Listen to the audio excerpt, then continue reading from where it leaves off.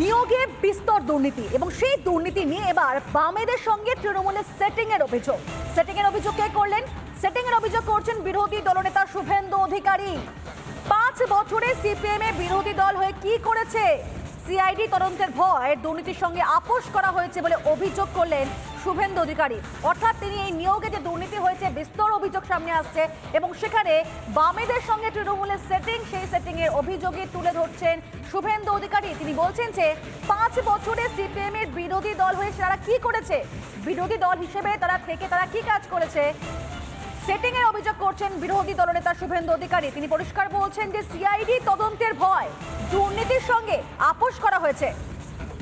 চন্দননগরে ভোটের প্রচারে গিয়েছিলেন এবং সেখানে নিয়োগ দুর্নীতি নিয়েই বামেদের সঙ্গে তৃণমূলের সেটিং এর অভিযোগ করলেন বিরোধী দলনেতা শুভেন্দু অধিকারী। এবং এই নিয়োগ দুর্নীতির প্রসঙ্গ তুলে তিনি বলেন যে 5 বছরে সিপিএম বিরোধী দল হয়ে কি করেছে, সেখানে হয়তো সিআইডি তদন্তের ভয়ে দুর্নীতির সঙ্গে আপোষ করা হয়েছে বলে অভিযোগ করলেন শুভেন্দু। কি বললেন তিনি শুনব।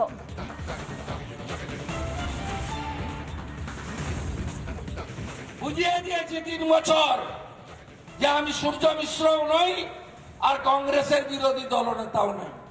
11 থেকে 16 কে ছিল? সিপিএম। কমরেডরা যখন যাবে বাড়ি বাড়ি জিজ্ঞেস করবেন তো 5 বছর তোমার অপোজিশন লিডার কি করেছে? ওই সময়কালে সবচেয়ে বেশি চুরি হয়েছে, চাকরি বিক্রি হয়েছে। ওদের নেতা বিমান বোস গিয়ে নবান্নতে ফিশ ফ্রাই খেয়ে এসছেন। কারণ সূর্যবাবু জানতেন আমি যদি বেশি খেলতে যাই, আমার স্ত্রী এনজিও করে উষা মিশ্র, যত বেনিফিট পেয়েছে সিআইডি পাঠিয়ে মমতা ব্যানার্জি ভিতরে ঢুকিয়ে দেবে। তাই আমিও খেয়েছি, তুমিও খাও, আমরা সঙ্গে একসঙ্গে মিলেমিশে খাই। তাই দাহাতুড়ি তারাকে একটা ভোট দেবেন না। পাবলিক সব জানে, মানুষের মনের কথা শুনতে মানুষের দরবারে ময়ূক। চলে এসেছি জবাব চায় বাংলা স্টুডিওর বাইরে। শেখ শাহজাহানকে চেনেন? অভদ্র মানুষ আছে, শাস্তি কি পাবে? এরা ক্ষমতা আসলে কি হবে? মস্তানরা কি নেতা? এখন পথেই হবে পথ চেনা। বাকিবুর রহমান হলে কি ভালো হতো না? আমি ময়ূক এখানে এসে বসেছি, মমতা বন্দ্যোপাধ্যায় এখানে বসেছেন একদিনও না? কারণ ময়ূক মানুষের জন্য। ভূপতিনগরে বিস্ফোরণের ঘটনায় এনআইএর হাতে ধৃত 2 জন, বলাইচরণ মাইতি এবং এরই পাশাপাশি গ্রেপ্তার করা হয়েছে মনোব্রত জানাকে এবং আজ তাদের আদালতে পেশ করা হবে। এই 2 জনের বিরুদ্ধেই একাধিক অভিযোগ আনা হয়েছে। মূলত ভূপতিনগরে বিস্ফোরক আনা, মজুত করার মূল ষড়যন্ত্রী ছিল এই 2 জন। বিস্ফোরণ হওয়া বিস্ফোরক এই 2 জনের কথাতেই আনা হয়েছিল বলে সূত্রের খবর। এই মামলায় ইতিমধ্যেই একাধিক সাক্ষীর বয়ান রেকর্ড করেছে এনআইএ। ভূপতিনগরের বিস্ফোরণের ঘটনায় গ্রেপ্তার 2 জনের শনিবার এনআইএর ওপর হামলার ঘটনায় সরাসরি যোগ ছিল বলেও এনআইএ সূত্রে খবর। এই 2 জনকে জিজ্ঞাসাবাদ করে শনিবারের ঘটনা কেন ঘটল তাও জানতে চান তদন্তকারী আধিকারিকরা। মৃত 3 জনের সঙ্গে ফোনে যোগাযোগ রাখত এই ধৃত 2 জন। এদের রাজনৈতিক পরিচয় রয়েছে, সেক্ষেত্রে বিপুল বিস্ফোরক রাজনৈতিক কারণে মজুত করা হয়েছিল কিনা তা জানতে তৎপর এই মুহূর্তে এনআইএ আধিকারিকরা। এবং অবশ্যই নজর থাকবে আদালত কি নির্দেশ দেয় সেদিকে। ক্যামেরায় ওয়াসিম আহমেদের সঙ্গে রুমকিদে, রিপাবলিক বাংলা, কলকাতা।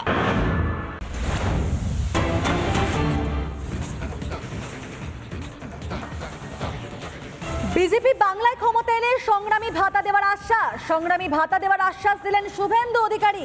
সংগ্রামী ভাতার আওতায় কত টাকা করে সাম্মানিক দেওয়া হবে সে কথাও জানিয়ে দিলেন তিনি। 5,000 টাকা করে সংগ্রামী ভাতা দেওয়ার আশ্বাস দিলেন শুভেন্দু অধিকারী। তবে কারা পাবেন সেই সংগ্রামী ভাতা সে কথাও কিন্তু সভা থেকে স্পষ্ট করে দেন শুভেন্দু অধিকারী।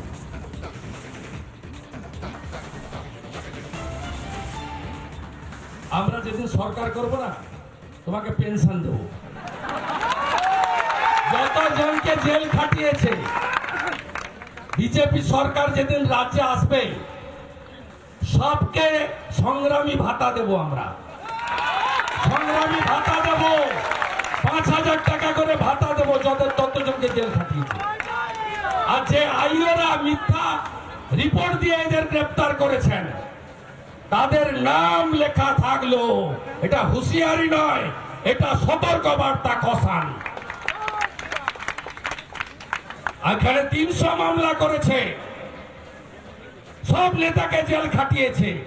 আপনি ভেবেছেন আমি ছেড়ে দেব?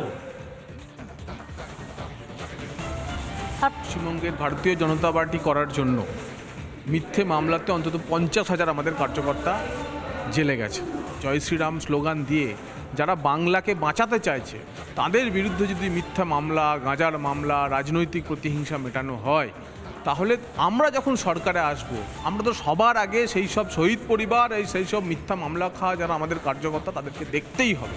তাই বিরোধী দলনেতা যে কথা বলেছেন তা সম্পূর্ণভাবে আমরা রূপায়িত করব। এটাই আমাদের ভারতীয় জনতা পার্টির কার্যকর্তা হিসেবে আমাদের করণীয়। ঠিক আছে, যারা সরকারিভাবে ক্ষতিগ্রস্ত হয়েছে, পরিবারের লোককে মেরে দিয়েছে, সম্পত্তি নষ্ট করে দিয়েছে, আপনারা জানেন যারা ইমার্জেন্সিতে জেলে গেছিল মিশাতে, সেই সমস্ত যারা আন্দোলনকারী ছিলেন তাদেরকে কেন্দ্র সরকার ভাতা দিয়েছে। তো শুভেন্দু যখন বলেছেন ভেবেই বলেছেন। কোথাও গিয়ে মনে হচ্ছে না খুব বড় চ্যালেঞ্জ নিয়ে ফেললেন? জীবনটাই তো চ্যালেঞ্জ না নিলে হয়। অন্য বারের থেকে এবার কি আলাদা মনে হচ্ছে? না দুটোই সমান? এবার একটু ইজি আছে। কে জিতবে?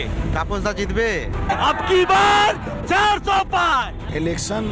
ইলেকশন সময় হয়, আমি কিন্তু সবসময় মানুষকে নিয়ে কাজ করি। এমপিলারের টাকা পুরো খরচা করেনি কেন? দুবারই।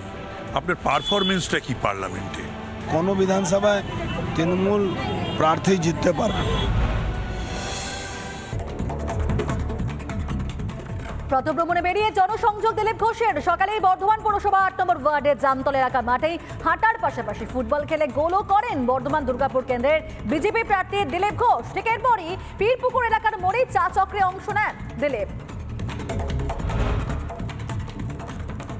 মঙ্গলবার রাতে জনসংযোগ কর্মসূচিতে অংশ নিলেন ঘাটা লোকসভা কেন্দ্রের বিজেপি প্রার্থী হিরণ চট্টোপাধ্যায়। রাত 10টা নাগাদ পূর্ব মেদিনীপুরে পাঁশকুড়া ব্লকের জিয়াখালী গ্রামে গঙ্গা পুজো কমিটির পুজো মণ্ডপে আসেন তিনি।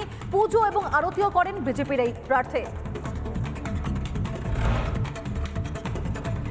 এদিকে প্রাতঃভ্রমণ করে জনসংযোগ সারলেন উত্তর কলকাতার বিজেপি প্রার্থী তাপস রায়। হেদুয়া পার্কে প্রাতঃভ্রমণ করেন তাপস রায়। প্রচারে হাতিয়ার রাজ্যের শাসক দলের দুর্নীতি এবং মোদী সরকারের উন্নয়ন বললেন বিজেপি প্রার্থী। রাজ্যে মোতায়েন 177 কোম্পানি কেন্দ্র বাহিনী, যার মধ্যে প্রথম দফার ভোটের জন্য উত্তরবঙ্গে পাঠানো হবে 160 কোম্পানি বাহিনী। মোট 260 কোম্পানি বাহিনী মোতায়েন থাকছে উত্তরবঙ্গের জন্য। আর এরই মাঝে রাজ্যে আসছে আরো 100 কোম্পানি বাহিনী। সিপিএম প্রার্থী ব্যানার ছিঁড়ে দেওয়াকে কেন্দ্র করে রাজনৈতিক চাপানোতর আসানসোল লোকসভা কেন্দ্রে। আসানসোল লোকসভা কেন্দ্রে সিপিএম প্রার্থী জাহানারা খানের রানীগঞ্জ রাজবাড়ি এলাকায় ব্যানার ছিঁড়ে দেওয়ার অভিযোগ। রানীগঞ্জ থানায় অভিযোগ দেয় সিপিএম এর।